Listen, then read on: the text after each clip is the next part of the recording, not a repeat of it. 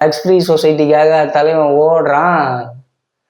ஆனா ஆதவ அர்ஜுனானே, இவங்களுக்கு நீயே தீனி கொடுக்காதனே, இந்தியாவிலே இவருதான் ஓடினாருலாம் சொன்ன பாருங்க.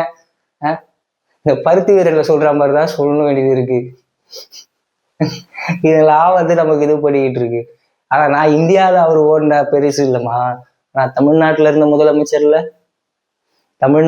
முதலமைச்சர்ல வெறும் கொடி அசைச்சு திட்டத்தை தொடக்கி வைக்கிற முதலமைச்சருக்கு நடுவுல ஆக்டிவா இருக்கிற ஒரு முதலமைச்சர் பொறுக்கல. உடனே மா சுப்பிரமணியம் அண்ணன், எங்க முன்னாள் அமைச்சர், அவரு எப்படிப்பட்ட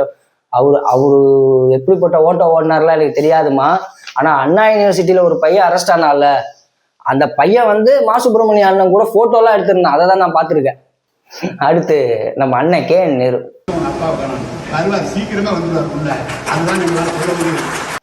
கே என் நேருண்ணே, உங்களுக்கு அந்த மனுஷன் என்னென்ன பாவம் பண்ணாரு.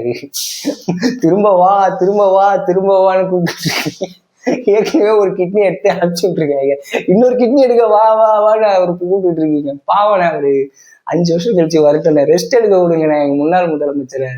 நான் செம்ம காண்டுனே உங்களுக்கு அவர் மேல.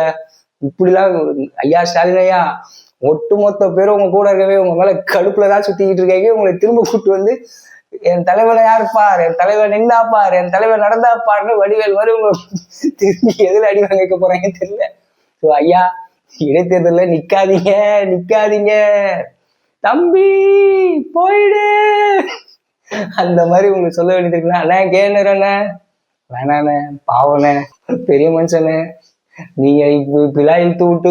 ஆனா உங்களுக்குள்ள எல்லா கட்சிக்குள்ளும் ஒரு குசும்புத்தனமும் கொலவெறியும் இருக்கு. 2வது வாட்டி இறங்கி பார்ப்போம் என்ன ஆகுறாருன்னு. அண்ணே போதும்.